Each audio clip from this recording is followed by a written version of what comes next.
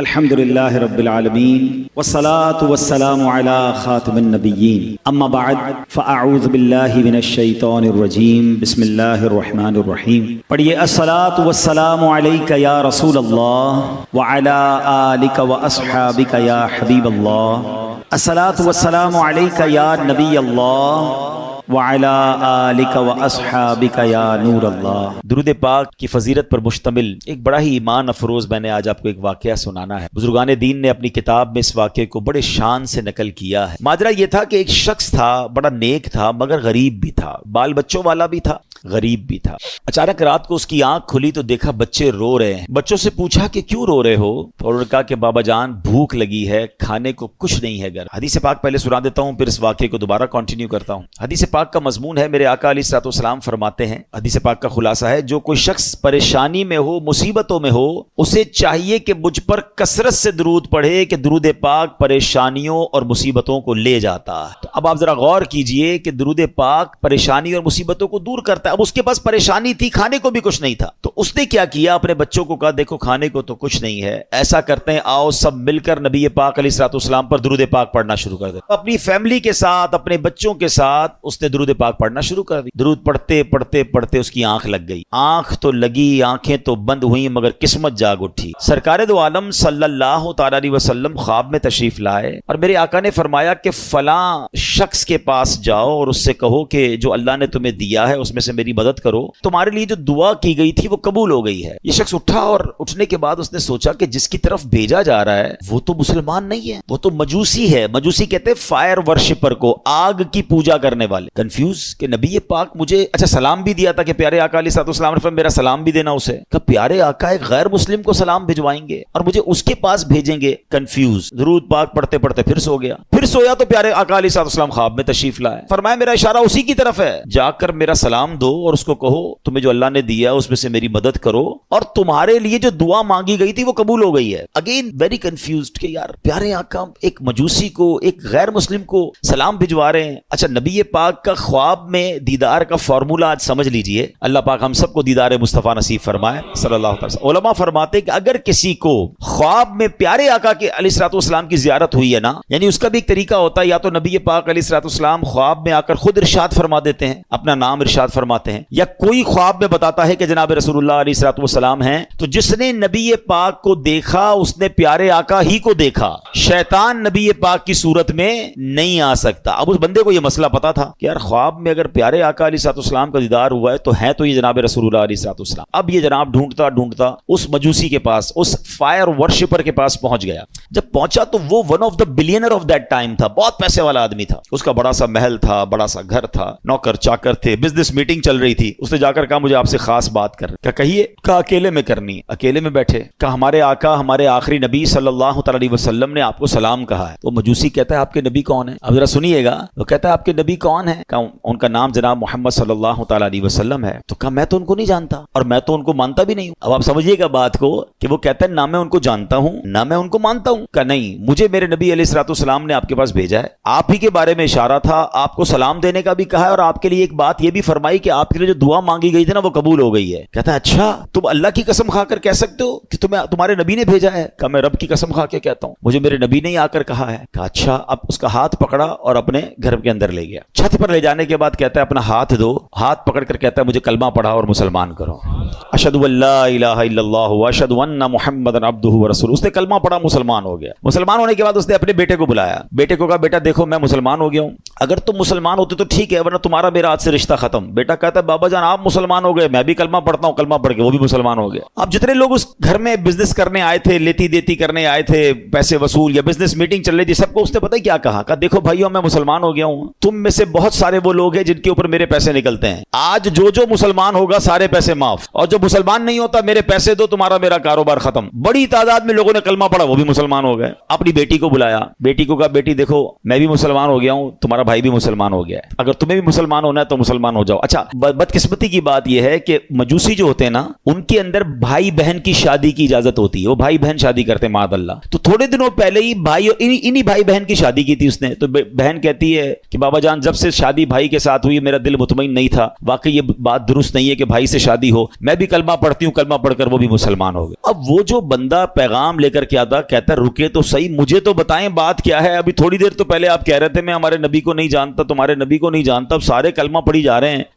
مجھے تو بتائیں یہ راز کیا ہے. وہ کہتا ہے اب میں تمہیں بتاتا ہوں بات کیا ہے. کہتا ہے بات یہ ہے کہ کچھ دنوں پہلے ہی اپنی بیٹی اور بیٹے کی میں نے شادی کی, بہت بڑی دعوت کی, بہت بڑا کھانا کیا, پورے شہر کے لوگ آئے, بہت دھوم دھڑکا کیا ہم نے. جب رات تھک ہار کے میں اپنے کمرے میں سویا تو مجھے بالکل گھر کے برابر والے گھر سے رونے کی آواز آئی. میں نے کان لگائے تو بچیاں تھیں اور کہہ رہی تھی امی جان یہ ہمارے پڑوسی نے ہمارے ساتھ اچھا نہیں کیا. ماں کہتی کیا ہوا؟ کہا امی جان اتنے اچھے اچھے کھانے بنائے, ساری رات خوشبو آتی رہی, ہمیں کھانا نہیں بھجوایا, ہم بھوکی سو گئیں, حالانکہ ہم اللہ کے آخری نبی صلی اللہ تعالی وسلم کی اولاد میں سے ہیں. وہ سید فیملی تھی. یہ کہتے مجھے نہیں پتا تھا کہ مسلمانوں کے نبی کون ہیں اور ان کا کیا مرتبہ ہے, مجھے یہ پتا چلا کہ یہ ان کے نبی کی اولاد ہے, اور میں بے قرار ہو گیا کہ سارے شہر نے کھایا, میں پڑوسیوں کو بھول گیا. اس نے فوراً جناب اپنے خادمین کو کہا اچھے سے کپڑے تیار کرو, کپڑے تیار کیے, کھانا پیک کیا اور فوراً ان کے گھر پہ کھانا بھجوایا. تھوڑی دیر بعد کہتا ہے اب میں نے پھر کان لگائے تو ماں کہتی دیکھو بیٹا پڑوسی کتنا اچھا ہے, کھانا بھی بھجوایا, کپڑے بھی بھجوائے, اب بچوں کھانا کھا لو. کہ ماں ہم کھانا کیسے کھائیں, ہمارا پڑوسی تو مسلمان ہی نہیں ہے.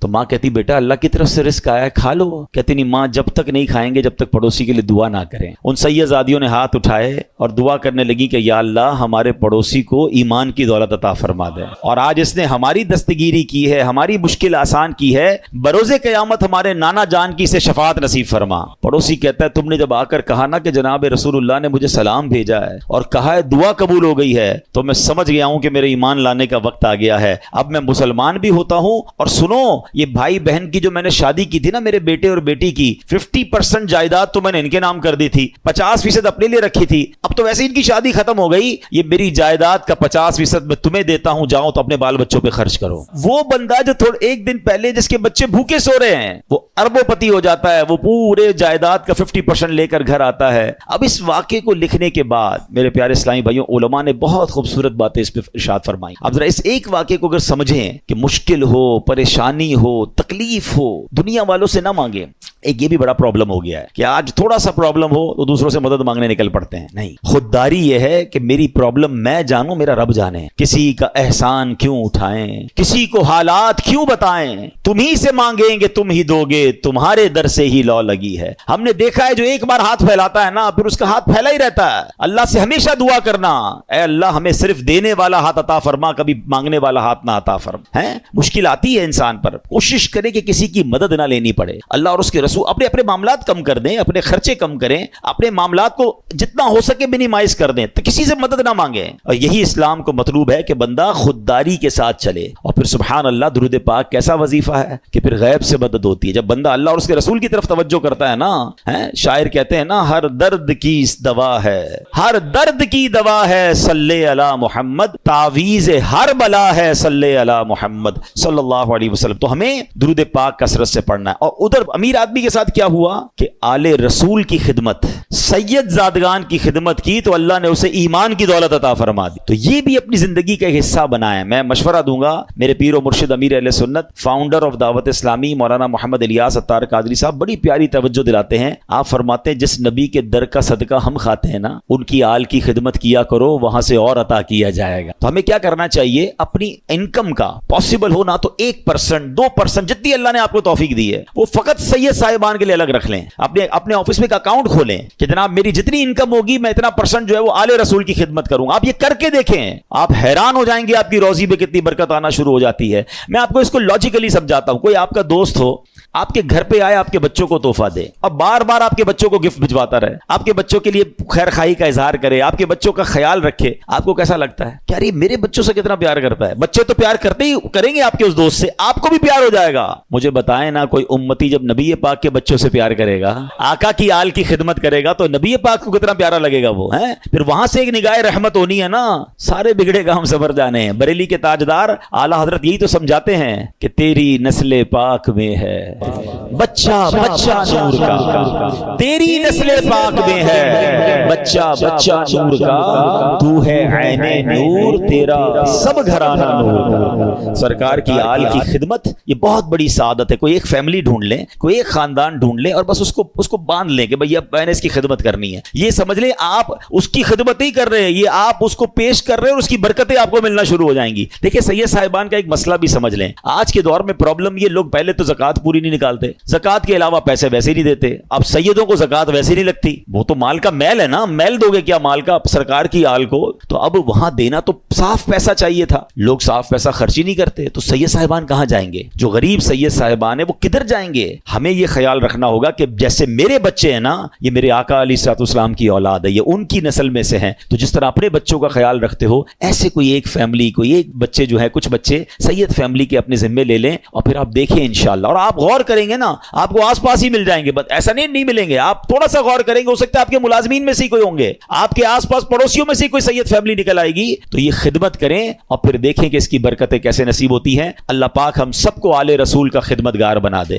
وہ پڑھتے ہو نا شجرے میں شعر، دو جہاں میں خادم آل رسول اللہ کر دو، جہاں میں خادم آل رسول اللہ کر، حضرت آل رسول مقتدا کے ہاں، جس کو ادھر بھی نوکری آل رسول کی مل گئی نا، پنجتن کی غلامی ادھر مل گئی اور ادھر بھی نوکری مل گئی، اس سے اچھی کون سی نوکری ہے؟ نیازی صاحب لکھتے ہیں نا، مجھ پہ کتنا نیازی کرم ہو گیا، دنیا کہنے لگی پنجتن کا گدا، اس گھرانے کا جب سے میں نوکر ہوا سب سے اچھی میری نوکری ہو گئی۔ آقا کی آل کا غلام بن جاؤں، ان کا نوکر بن جاؤں، اور کیا چاہیے؟ پھر دیکھو کیسا نوازتے ہیں انشاءاللہ۔ تو نیت کریں انشاءاللہ آل رسول کی خدمت کریں گے۔ درود پاک پڑھ لیجئے محبت کے ساتھ، صلو علی الحبیب، اللہم صلی علی سیدنا و مولانا محمد عدد ما فی علم اللہ صلاۃ دائمۃ بدوام ملک اللہ۔ شیطان کتنا بڑا دشمن ہے، قرآن پاک آپ نے پڑھا سنا ہوگا، بار بار، ایک جگہ نہیں کئی بار قرآن میں فرمایا، انہ لکم عدو مبین، شیطان تمہارا کھلا دشمن ہے۔ ایک جگہ ارشاد ہوتا ہے ان الشیطان لکم عدو فاتخذوہ عدوا، فرمایا بے شک شیطان تمہارا دشمن ہے اور تم بھی اسے اپنا دشمن سمجھو۔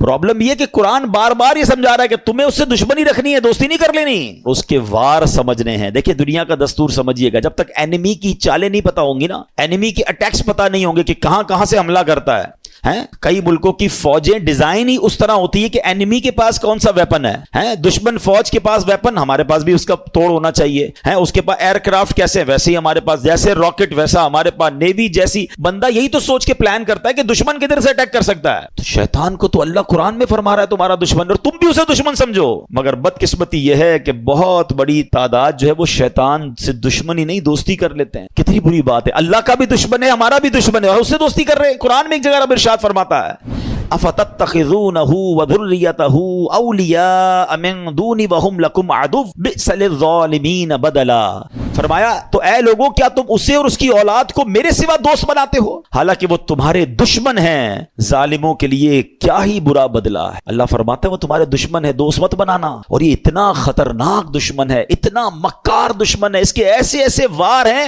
آپ حیران ہو جائیں گے۔ شیطان کبھی ادھر سے حملہ کرتا ہے کبھی ادھر سے۔ اچھا پرابلم یہ کہ ایک تو شیطان کو پہلے سیویئر دشمن سمجھنا شروع کر دیں۔ مثال کے طور پہ آپ کو کوئی یہ کہہ دے کہ یار ایک بندہ ہے اس نے پلان کیا ہے کہ آپ کو مار دے گا، آپ بتائیں کہ آپ سکون سے سو جائیں گے؟ آپ پریشان ہو جائیں گے کہ اچھا میری جان لینا چاہتا ہے، ہاں وہ اس نے بنا پلان کیا ہوا ہے کہ آپ کو اڑا دے گا۔ اب آپ پولیس کے پاس جائیں گے، آپ اپنے گارڈز رکھنے کی کوشش کریں گے، معلومات کریں گے یار اس کا پلان کیا ہے، کیسے اٹیک کرے گا۔ دنیا میں کوئی میری جان لینا چاہے، جان لے سکے نہ لے سکے، میری نیند تو اڑا دیتا ہے۔ تھریٹ آ جائے تو بندہ، کسی کو پرچی آ جائے، کراچی میں تو بہت سارے واقعات چلتے رہتے ہیں نا، ہمارے پاس ہی بیچارے لوگ دعا کے لیے آتے ہیں، بھائی فون آ گیا ہے، فلاں چیز آ گئی ہے، ہوتا کچھ نہیں ہے، اس بیچارے کی نیند توڑ جاتی ہے. اللہ تعالیٰ ہم سب کو عافیت میں رکھے, ان ظالموں کے ظلم سے بچائے, دہشت گردوں کی دہشت گردیوں سے بچائے. مگر these are all examples for all of us, کہ یہ جب ہمارے ساتھ ہوتا ہے تو ہمارا کیا حال ہو جاتا ہے. افریقہ کے کئی ملک جہاں کڈنیپ کی دھمکیاں اور پتہ نہیں کیا کیا چل رہا ہوتا ہے دنیا میں. اچھا آپ میں سے کچھ لوگ ہوں گے کہیں گے یار مجھے تو کوئی دھمکی نہیں آئی, اللہ کا شکر, اللہ کرے کبھی آئے بھی نہ آپ کو. مگر یہ والی دشمنی تو قرآن نے بتا دی ہے نا, یہ دھمکی تو آپ کے پاس موجود ہے, یہ اٹیک اور یہ دشمن آپ کا بھی ہے. وہ دشمن ہو نہ ہو, یہ دشمن سب کا ہے. قرآن کہہ رہا ہے تمہارا کھلا دشمن ہے. کیا اس کے لیے کوئی پلاننگ کی, اس سے بچنے کا کوئی غور کیا, اس کے لیے کسی کے پاس گئے کہ یار کدھر کدھر سے حملہ کر سکتا ہے. مجھے ایک بات بتائیں, کوئی میری جان لے سکتا ہے دنیا میں, میری دولت لے سکتا ہے, مگر یہ سب چیزیں کم ہے, شیطان میرا ایمان لے سکتا ہے. اس سے قیمتی چیز کوئی نہیں ہے میرے پاس ہے. اگر ایمان ہی چلا گیا تو پھر کیا ہے میرے پاس. وہ ایکچوئل اس کا جو الٹیمیٹ گول ہے نا شیطان کا, یہ سمجھنا ہوگا, اس کا الٹیمیٹ گول یہ ہے کہ وہ میرا اور آپ کا ایمان چھین لے اور ہم دنیا سے بے ایمان ہو کر جائیں. اور ایک بات یاد رکھیے گا, سارے روزے, ساری تراویح, ساری عبادت, ساری نمازیں, سارے صدقے, سارے حج, سب کچھ برباد ہو جاتے ہیں اس کے جو ایمان پہ دنیا سے نہیں جاتا. ہاں ایمان ہے تو سب کچھ ہے, ایمان کے بغیر گئے پھر کچھ بھی نہیں ہے. ہاں یہ پہلے سمجھ لیجئے بات کو. میرے اور آپ کی زندگی کا جو سب سے بڑا ٹارگٹ ہونا چاہیے نا, وہ ایمان کی حفاظت ہونا چاہیے. آپ کو پتا ہے اللہ کے نبی علیہ الصلوۃ والسلام کیا دعا کرتے تھے؟ یا مقلب القلوب ثبت قلبی علی دینک. اس دعا کا معنی کیا ہے؟ اے دلوں کو پھیرنے والے, میرے دل کو اپنے دین پر ثابت قدمی عطا فرما, اسٹیڈ فاسٹنس عطا فرما. کون دعا کر رہا ہے؟ جس کے صدقے مجھے اور آپ کو ایمان ملا. یہ میری اور آپ کی تربیت ہے کہ دل بدلتا ہے. اللہ سے مانگو کہ مرتے وقت قلب سلیم رہے, ایمان کی حالت میں دنیا سے جاؤں. اے ایمان والو اللہ سے ڈرو اور نہیں مرنا مگر مسلمان. یعنی یہ جملہ کیسا ہے یار؟ اگر یہ آیت کو سمجھ لیں کہ کہا جا رہا ہے مرنا ہے مگر مسلمان, یہ اس کا مطلب یہ ہوا کہ میری اور آپ کی زندگی کا جو مین ٹارگٹ ہونا چاہیے نا, کہ ادھر سے کوئی چھیننے کی کوشش کر رہا ہے, ادھر سے میرا ایمان چھیننے کی کوشش کر رہا ہے. ایکچولی شیطان ہمارے سامنے اپنے اصلی روپ میں نہیں آتا, اس کے چیلے آتے ہیں, اس کے چیلے چپاٹے. اب ہر طرح کے لوگ نکلے ہوئے نا, کبھی چینل پر, سوشل میڈیا پر, کوئی قرآن کا انداز بیان کر رہا ہے, کوئی دین کا نیا انداز لے کر آیا ہے, کہیں نہ کہیں سے اٹیک کر کے آپ کا ایمان چھیننا چاہتا ہے. اعلیٰ حضرت امام اہل سنت نے 100 سال پہلے کہہ دیا تھا, سونا جنگل رات اندھیری, چھائی بدلی کالی ہے, سونے والو جاگتے رہیو, چوروں کی رکھوالی ہے. یہ تو 100 سال پہلے کہا تھا, اب تو کتنے فتنے ہیں. پتہ ہے اعلیٰ حضرت نے کیا کہا؟ آنکھ سے کاجل صاف چرا لیں یا وہ چور بلا کے ہیں, تیری گٹھڑی تاکی ہے اور تو نے نیند نکالی ہے. ہمیں پتہ ہی نہیں ہے, لوگ ہمارے ایمان کے پیچھے پڑے. ہم کہتے ہیں یار میں تو اس کی بھی سنتا ہوں, میں تو اس کی بھی سنتا ہوں, میں بد مذہبوں کے ساتھ بھی بیٹھتا ہوں, کچھ غیر مسلم دوست بھی بنائے ہوئے ہیں, میں سب کے ساتھ بیٹھتا ہوں. جناب نہیں, ایمان بچانا ہے تو ایسی محفلوں, ایسی گیدرنگز کو چھوڑنا ہوگا, سب کی نہیں سننی ہے. ہم اتنے مضبوط نہیں ہیں کسی کی سننے سے. آپ کو پتہ ہے نبی پاک علیہ الصلوۃ والسلام نے حضرت عمر فاروق رضی اللہ عنہ کو تورات پڑھنے سے منع فرما دیا تھا. وہ کون ہے؟ حضرت عمر فاروق. اب بتائیے میری اور آپ کی کیا اوقات ہے؟ بندہ کہتا ہے میں ذرا دوسروں کی کتابیں بھی پڑھوں گا, دوسروں کے دلائل بھی سنوں گا. ارے پہلے مجھے اپنے دین کے بارے میں کچھ پتا نہیں ہے اور میں چلا سب کی باتیں سننے. تو ایمان بچانا ہے تو اس کی فکر کرنی ہے. اچھا اب میں آپ کو شیطان کے کچھ واقعات کے ذریعے سمجھاتا ہوں کہ کیسا مکار ہے, کیسا گیم کرتا ہے. ایک کتابوں میں لکھا, برسیسا نامی ایک شخص تھا اور بہت بڑا عبادت گزار تھا. اس بندے نے 200 سال اللہ کی عبادت کی اور ایک بھی گناہ نہیں کیا. اچھا اب ایسا کوئی نیک بندہ ہو تو شیطان کہاں چھوڑے گا اس کو. یہ میں ایک اور بات آپ کو بتا دوں کہ شیطان نیک آدمی پر زیادہ حملے کرتا ہے. یاد رکھیے گا, جو پہلے ہی کچھ نہیں کر رہا اس کو شیطان نے کہا تو ساڑھا ساتھی ہے, نہ نماز پڑھ رہا ہے, نہ روزے رکھ رہا ہے اور بدکاریاں کر رہا ہے, شراب پی رہا ہے. نہیں, اس کے لیے پرابلم ہے نیک آدمی جو نمازیں پڑھ رہا ہے, جو روزے رکھ رہا ہے, جو نیکی کی نیت کر بیٹھا ہے, جو علم دین سیکھ رہا ہے, وہ بے چین رہتا ہے اس کے بارے میں. تو آپ جتنا دین کی طرف آئے نا, اب تیار ہو جائیں, he will attack you, but انشاءاللہ اللہ کی رحمت سے ہم اپنے آپ کو بچائیں گے انشاءاللہ. ہماری کوئی اوقات نہیں, ہم اللہ سے ہی مدد مانگیں گے انشاءاللہ, اور مانگتے رہا کرو رب سے مدد. کہ اللہ شیطان کے مقابلے میں میری مدد فرما, مجھے طاقت دے, مجھے قوت دے, اور اس مردود کے مقابلے میں مجھے کامیابی عطا فرما. ٹھیک ہے. بہرحال اب شیطان کی تو حالت خراب, 200 سال کوئی گناہ نہیں. شیطان پہنچ گیا اس کے پاس انسانی صورت میں اور جا کر کہتا ہے کہ مجھے آپ کے ساتھ عبادت کرنی ہے. اللہ کا نیک بندہ کہتا ہے مجھے اللہ کی عبادت میں کوئی دوست نہیں چاہیے, میں جانوں میرا رب جانے, مجھے کوئی نہیں چاہیے. اس کا ایک عبادت خانہ تھا, وہ اس میں عبادت کرتا تھا. اس نے شیطان کو انٹری نہیں دی. اس مردود نے کیا کیا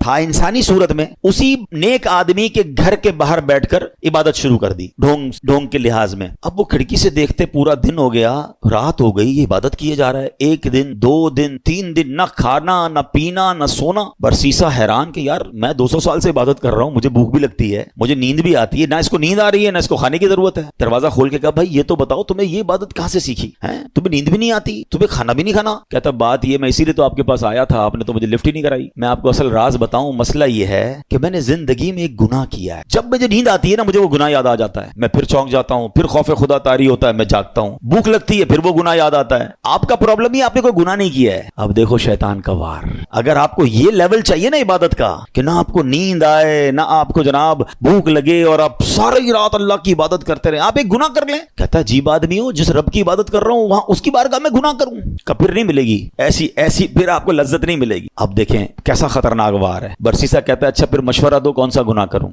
شیطان سے کہتے ہیں کون سا گناہ کروں. شیطان کہتا ہے پھر ایسا کریں آپ بدکاری کر لیں. کہتا ہے خدا کا خوف کر, اتنا بڑا گناہ زنا بدکاری میں کروں, نہیں میں نہیں کرتا. کہ پھر ایسا کرے قتل کر لیں. کہ کیسے آدمی ہو, میں کسی بندے کو مار دوں قتل کروں, نہیں میں نہیں کرتا. اچھا پھر ایسا کرے شراب پی لیں. کہتے ہیں ہاں یہ تھوڑا چھوٹا گناہ لگ رہا ہے. اب یہاں ایک اور بات سیکھنی ہے, میں تھوڑے واقعات کو بریک اس لیے کرتا ہوں کہ ٹو دی پوائنٹ آپ کو بات بھی سمجھ آئے. ہمارے اندر بہت سارا شیطان نے دماغ میں ڈالا یار یہ چھوٹا گناہ یہ کر لو, یہ بڑا ہے یہ نہیں کرو, پتہ نہیں اپنے طور پہ ہم نے کیٹیگری بنا لی ہے. سمجھیے بات کو, ہمیں نہیں پتا کون سا گناہ رب کی نافرمانی کا اور غضب کا اور ناراضگی کا باعث بن جائے, وہی گناہ میں جہنم کے گہرے گڑھے میں ڈال دے. کسی گناہ کو چھوٹا مت سمجھنا, ٹھیک ہے. برسیسا کہتا ہے ہاں یہ ٹھیک ہے شراب پی لیتا ہوں. شراب پی, نشہ چڑھا اور پی, اب بدکاری کی, اور جب بدکاری کر لی تو اب قتل بھی کر دیا. اللہ اکبر. پولیس آئی اور برسیسا کو پکڑ کے لے گئی. اب جب پھانسی کا حکم ہو گیا, پھانسی گھاٹ پر برسیسا موجود تھا, شیطان ادھر پہنچ گیا. کہتا ہے ایک راستہ ہے میں تجھے بچا سکتا ہوں. کب بدبخت تیری وجہ سے تو میں پھانسی میں پہنچ گیا, تو نے کہا گناہ کر لے, مجھ سے ایک نہیں 3 گناہ ہو گئے اور آپ پھانسی پھندے پر آ گئے. بولے میں بچا سکتا ہوں. بولو بتاؤ کیسے بچ سکتا ہوں. کہا تم ایسا کرو خدا کا انکار کرو اور مجھے سجدہ کر دو. برسیسا کی بدبختی دیکھیں, اس نے شیطان کو سجدہ کیا, خدا کا انکار کیا اور اسی وقت پھانسی پر اس کو لٹکا دیا گیا. کفر کی موت وہ مر گیا. یہ ہے شیطان. ہم اس کی باتوں میں آ جاتے ہیں, ہمیں لگتا ہے نہیں یار میں بڑا پکا ہوں, 1-2 گناہ ہی تو کیے, تھوڑی سی تو پرابلمز ہیں, تھوڑی سی غلط جگہوں پہ جا رہا ہوں, نماز بھی تو پڑھتا ہوں. وہ یوں ہی لے جاتا ہے, وہ ایک کر کے اسٹیپ بائی اسٹیپ ہم پہ اٹیک کرتا ہے. ایک حدیث پاک یاد رکھیے گا, یہ جو نوجوان اور ہم سب اس میں مبتلا ہیں, بدقسمت ہم سب نے کچھ نہ کچھ گناہ پالے ہوئے ہیں, نیکیاں بھی کر رہے ہیں گناہ بھی کر رہے ہیں, کچھ عادتیں گندی ہیں جو دل میں لگی ہوئی ہیں وہ نہیں چھوٹتی نہیں ہیں. میں آپ کو پرابلم بتاؤں کیا ہے, پہلے حدیث سن لے پھر آپ کو پرابلم سمجھاتا ہوں. حدیث پاک کا خلاصہ ہے جب بندہ ایک گناہ کرتا ہے نا, اس کے دل پر ایک سیاہ نقطہ لگا دیا جاتا ہے, دوسرا کرتا ہے تو دوسرا نقطہ ہو جاتا ہے, تیسرا کرتا ہے تیسرا ہو جاتا ہے. ایک وقت آتا ہے کہ اس کا پورا دل ہی سیاہ ہو جاتا ہے. اب اس پر ہدایت کی کوئی بات اثر نہیں کرتی. اب پرابلم پتہ ہے کیا ہے, ہم میں سے کئی ایسے ہیں نمازیں بھی پڑھ رہے ہیں, بعضوں کا تلاوت بھی کر رہے ہیں, روزے بھی رکھ رہے ہیں, مگر حرام کام بھی ساتھ کر رہے ہیں. کوئی بدرگائی کر رہا ہے, کوئی بری دوستیاں لگائے بیٹھا ہے, معاذ اللہ کوئی اور غلط کام کر رہا ہے. ہم یہ دونوں چیزوں کو ساتھ لے کے چل رہے ہیں. ایک بات یاد رکھیے گا, دل ہے نا یہ پیالے کی مانند ہے. اس پیالے میں آپ گندگی بھی ڈال رہے ہیں اور دودھ بھی ڈال رہے ہیں. دودھ کا کیا حال ہو رہا ہوگا, کسی پیالے میں شربت میں آپ پیشاب بھی ڈالیں, تھوڑا سا گوبر بھی ڈالیں اور پھر روح افزا بھی ڈال دیں, شربت بھی ڈال دیں, تو کیا بنے گا, اس کا بیڑا غرق ہی ہو جائے گا نا. یہ جو مجھے اور آپ کو سجدوں کی لذت نہیں مل رہی نا, مجھے اور آپ کو جو عبادت کا نور نہیں مل رہا, میری آنکھوں سے جو آنسو نہیں بہ رہے, مجھے دعا کا جو لطف نہیں آ رہا, اس کی بڑی وجہ یہ ہے ہم نماز تو پڑھ رہے ہیں مگر گناہ نہیں چھوڑ رہے. جس دن آپ نے گناہ چھوڑے, اس پیالے کو صاف کیا, اس دل کو کلین کیا, آپ کو ہر سجدہ انشاءاللہ برکت عطا فرمائے گا. آپ دعا کرو گے آپ کے آنسو بہیں گے, آپ درود پڑھو گے آپ مدینے کی یاد میں کھو جاؤ گے, کیونکہ عبادت کا نور ملنا شروع ہو جائے گا. ہم دونوں چیزوں کو ساتھ لے کر چل رہے ہیں, ظلمت اور نور ساتھ نہیں چلتے. پہلے دل کو ان گندگیوں سے پاک کریں, پھر دیکھیں آپ کو عبادت کا نور کیسے ملتا ہے. تیار ہو جاؤ, شیطان کے واروں میں نہیں آنا. میں کون سا آپ کو واقعہ سناؤں, ایک اور واقعہ سنیے گا, یقین کریں ڈر لگتا ہے ایسی باتیں سن کر. پہلے تو یہ جو ہمیں نا پہلے بے خوف نہیں ہونا ہے, اللہ کی خفیہ تدبیر سے ڈرتے رہے. ہم نے روزے رکھے, نمازیں پڑھی, تراویح پڑھی, کئیوں نے قرآن پڑھے, کئیوں نے زکاتیں دی. بھائی اب تو جناب کمال ہو گیا, بھائی بہت عبادت کر لی, اب تو جنت ہی اپنا پکا ٹھکانہ ہے, انشاءاللہ اللہ کی رحمت سے جنت میں جائیں گے. مگر اللہ کے خوف سے بے خوف نہیں ہونا ہے, ایمان کی حفاظت کی فکر کرنی ہے. سیدی اعلیٰ حضرت امام اہل سنت فرماتے ہیں کہ علماء فرماتے ہیں جس کو سلب ایمان کا خوف نہ ہو, ایمان کے چھن جانے کا خوف نہ ہو, نزا کے وقت اس کا ایمان چھن جانے کا شدید خطرہ ہے. پتہ ہے شیطان مرتے وقت, یعنی اتنا مردود کہوں کہ مرتے وقت بھی وہ رشتہ داروں کی شکل میں آتا ہے. جب انسان کی نزا کا وقت آتا ہے, آخری وقت شیطان آ جاتا ہے اس کے کسی پرانے رشتہ دار کی شکل میں, ماں کی, والد کی, کسی رشتہ دار کی شکل میں, کہ بیٹا مرنے کے بعد پتا چلا اسلام تو ٹھیک مذہب نہیں ہے, بیٹا تو اسلام چھوڑ دے,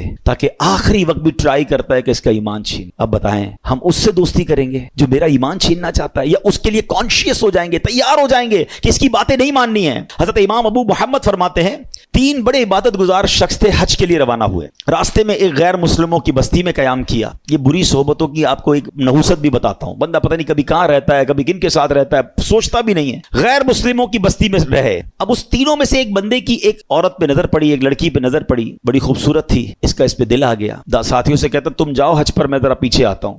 کسی بہانے سے خود رک گیا, وہ ساتھی روانہ ہو گئے. یہ پہنچ گیا اس کے والد کے پاس کہ مجھے تمہاری بیٹی سے شادی کرنی ہے. کہ میری بیٹی کا مہر تم ادا نہیں کر سکو گے, بہت ہیوی ہے, بہت مہنگا ہے. کہ بتاؤ تو صحیح کیا ہے؟ کہ مہر یہ ہے کہ تم اسلام چھوڑ دو اور غیر مسلم ہو جاؤ. ساری زندگی جس کی عبادت میں گزری, شیطان نے ایسا حملہ کیا, عورت کا ایک ایسا جال پھینکا اس کے دل پر کہ اس شخص نے اسلام کو چھوڑا اور غیر مذہب اختیار کر لیا. حج پہ جا رہا تھا, سفر کون سا تھا؟ حج کا. سوچئے شیطان کب کہاں کیسے حملہ کر سکتا ہے, آپ سوچ نہیں سکتے. میری زبان نہیں اٹھ رہی ہے مگر اشارے میں بتا دیتا ہوں. طواف کے دوران کیا کچھ ہوتا ہے, ایسی ایسی باتیں سامنے آئی ہیں کہ زبان بھی نہیں اٹھتی کہ یار ادھر بھی.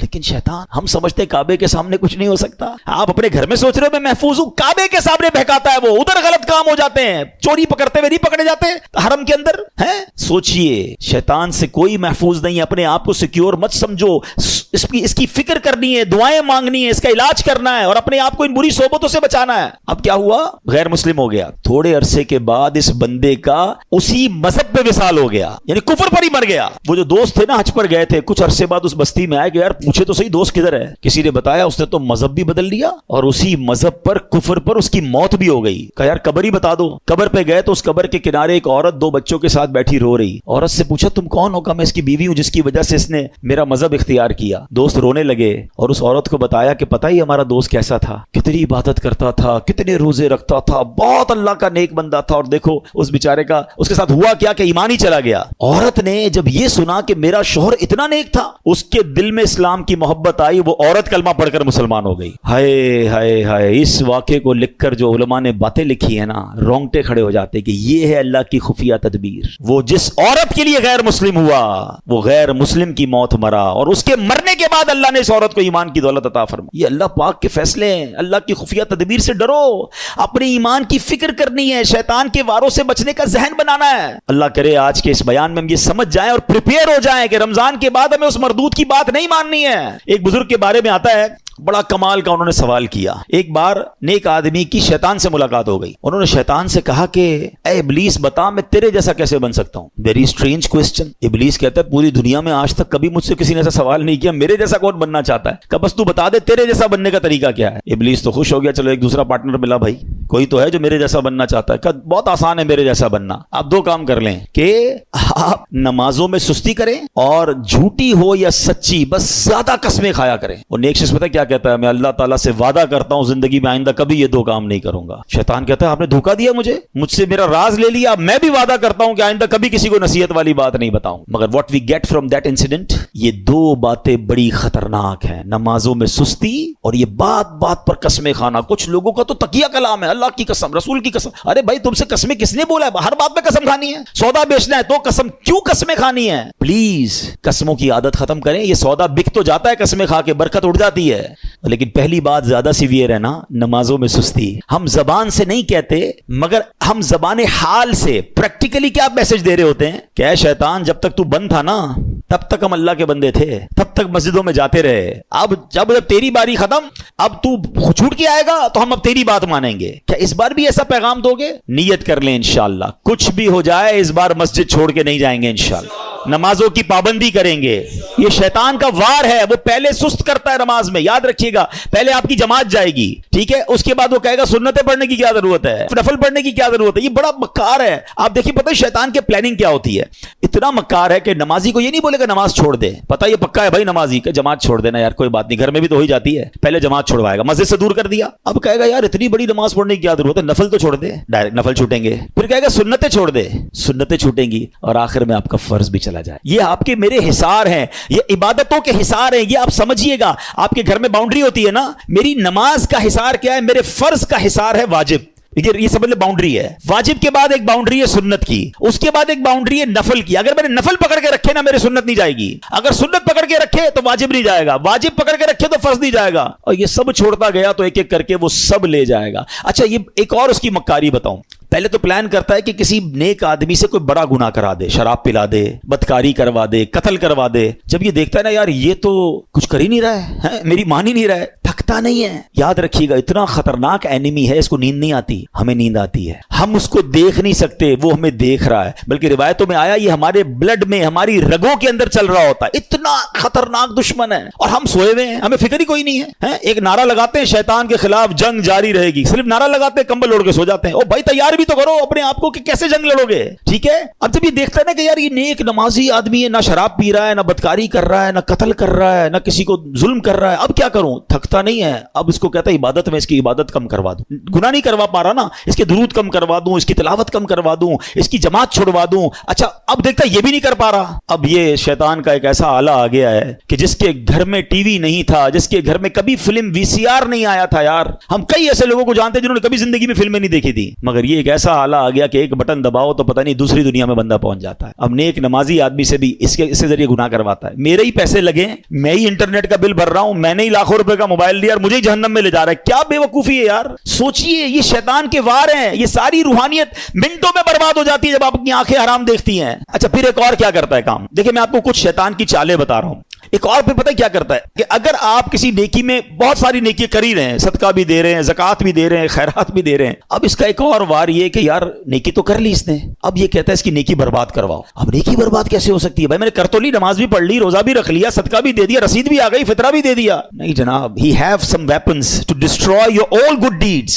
اب کیسے, اب وہ بندے کو کہتا ہے اس کو لوگوں کو بتا. اب ریاکاری شروع کرے گا, میں ذرا لوگوں کو بتاؤں بھائی میں نے تو بڑی رات کو 5,000 روپے خرچہ کیا, میں نے مہنگا والا فطرہ دیا ہے, میں جناب تہجد بھی پڑھتا ہوں, میں تو جناب قرآن 3 بار ختم کیا ہے. اب لوگوں کو بتانا شروع کریں گے. سمجھیے یہ بات, یہ شیطان کا بڑا خطرناک وار ہے. آج کسی سے ملاقات کرے نا, آئی صاحب کیسے ہیں, طبیعت ٹھیک ہے, بس اللہ کا بہت کرم ہے جناب, 2010 میں حج پہ گیا تھا تو 2015 سے 5 بار عمرہ کر چکا ہوں الحمدللہ. ہمارے گھر کے برابر میں جو مسجد ہے اس کی چھت بھی ہم نے ڈلوائی تھی, بس افطاری کا سامان بھی اپنے گھر سے ہی جاتا ہے. 5-7 منٹ میں حاجی صاحب نے 15 سال پرانی نیکیاں ساری گنوا دی. کیوں بھائی, میں نے تو طبیعت پوچھی تھی آپ سے, یہ کب پوچھا تھا کہ اپنی ذرا بیلنس شیٹ دیجئے. اچھا ایک اور عجیب بات ہے, آپ کو 15 سال پرانا حج یاد ہے, کل جھوٹ بولا تھا وہ یاد ہے, آپ نے اللہ کی راہ میں 1 لاکھ روپے چندہ دیا وہ یاد ہے, 5 لاکھ روپے حرام کے کمائے وہ یاد ہیں. یہ سوچئے, یعنی ہم گناہ کر کے بھول ہی جا رہے ہیں اور نیکیاں بار بار ریمائنڈ ہو رہی ہیں, بار بار ریکال ہو رہی ہے. یہ شیطان کا وار ہے. یاد رکھیے گا, بزرگان دین کے یہ اقوال ملتے ہیں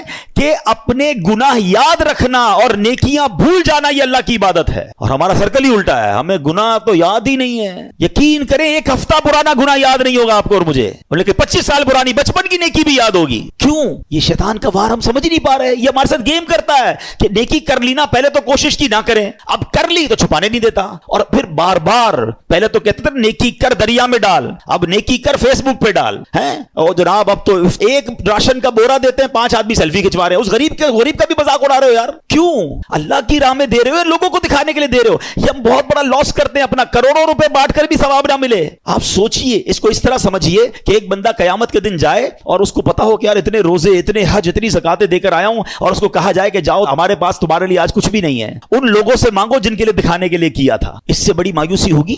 قیامت کے دن کوئی اور طریقہ ہوگا وہ نیکیاں ری گین کرنے کا؟ نہیں, یہ نل اینڈ وائڈ ہو جاتی ہیں نیکیاں. یہ شیطان کا بہت خطرناک وار ہے جو لوگ نہیں سمجھ رہے. لیکن نہیں جناب, ہمیں تو دنیا کو, اچھا صرف خرچے کی بات نہیں ہے, ہر عبادت ہے. طواف کرنے تو وہاں سے لائیو آ رہے ہیں, وہاں سے سیلفیاں بن رہی, کعبے کو پیٹ کر کے دعائیں کر کے دکھا رہے ہیں, گنبد خضرا کو پیٹ کر کے لوگوں, کیوں یہ سب ہو رہا ہے؟ آپ سوچئے, وہ تقدس ان مقامات کو ہم پامال کر رہے ہیں. ہر ہاتھ میں موبائل ہے, عورتیں طواف کر رہی ہیں, آپ دنیا کو دکھانے کے لیے عورتوں کی ویڈیو دنیا کو بھیج رہے ہیں. مکہ پاک میں ایک نیکی 1 لاکھ نیکی کے برابر ہے حدود حرم کے اندر, مگر ایک گناہ 1 لاکھ گناہ کے برابر ہے. اچھا لوگوں کو یہ بھی عقل نہیں ہے کہ اپنے گھر والوں کو کہتے ہیں میں تمہیں کعبہ دکھا رہا ہوں. ارے گھر والوں کی تو ویڈیو بند کر دو, آپ کی گھر کی عورت دنیا پیچھے طواف کرتے ہوئے اس کو دیکھ رہی ہے, وہ کس حالت میں بستر پر بیٹھی سوئی. اچھا گھر کا کوئی فرد بیٹھا ہے, کیوں, مطلب اتنا بھی سینس نہیں ہے یار. مطلب آپ سوچے تو صحیح کہ وہ مقام کیا یہ ویڈیو بنانے کا ہے؟ وہاں تو گناہ یاد آتے، وہاں آنسو بہتے، مجرم کسی بادشاہ کے دربار میں جائے اور یہ نیت لے کے جائے کہ میں گناہ گار ہوں، پکڑا نہ جاؤں، معافی مل جائے.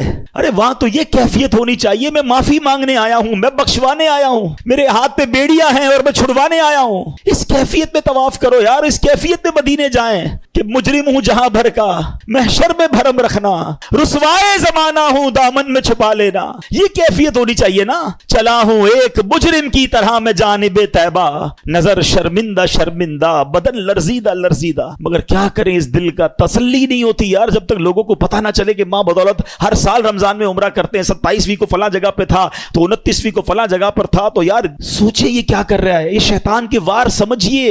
پہلے ہی تھوڑی نیکیاں ہیں ہمارے پاس، وہ بھی لوگوں کو دکھا کے کیا برباد کر دیں گے. تھوڑے دنوں پہلے ہم نے ایک اور ٹاپک ڈسکس کیا تھا کہ شیطان ہم سے ایک اور کیا مسٹیک کرواتا ہے، ہمیں غیبت کرواتا ہے. اور غیبت نیکیوں کو کیسے کھا جاتی ہے؟ فرمایا کہ غیبت تو یہ ہے کہ جس مسلمان کی غیبت کی نا، آپ اپنی نیکیاں اس کے اکاؤنٹ میں ٹرانسفر کر رہے ہیں. یعنی پہلے میں نے روزے رکھے، میں نے نمازیں پڑھی، میں نے صدقے دیے، اور اب کسی کی غیبت کی تو یہ ساری نیکیاں چلی گئی اس کے اکاؤنٹ میں. اس سے بڑی بے وقوفی کیا ہے؟ تو try to understand the weapon of شیطان. اور ہمیں جب تک ان باتوں کا علم نہیں ہوگا تب تک ہم پھر شیطان کے واروں سے بچ نہیں پائیں گے. بہت ساری باتیں یاد آ رہی ہیں کہ شیطان کس طرح لوگوں کو ان کی نیکیوں کو برباد کرتا ہے. تو اے میرے پیارے اسلامی بھائیوں، اب ہم نے یہ ذہن بنا لینا ہے، ہم نے انشاءاللہ شیطان کے واروں میں نہیں آنا ہے. ٹھیک ہے؟ اچھا، یہ ایک ہی بیان سے شیطان کے سارے وار بھی سمجھ جائیں اور جناب شیطان جو ہے وہ ہم شیطان پہ قابو بھی پا لیں، اس سے مقابلہ بھی کر لیں، اٹس ناٹ دیٹ پاسبل. ہمیں ان تمام واروں سے بچنے کے لیے، اپنے آپ کو مضبوط کرنے کے لیے ہمیں اچھا ماحول اپنانا ہوگا،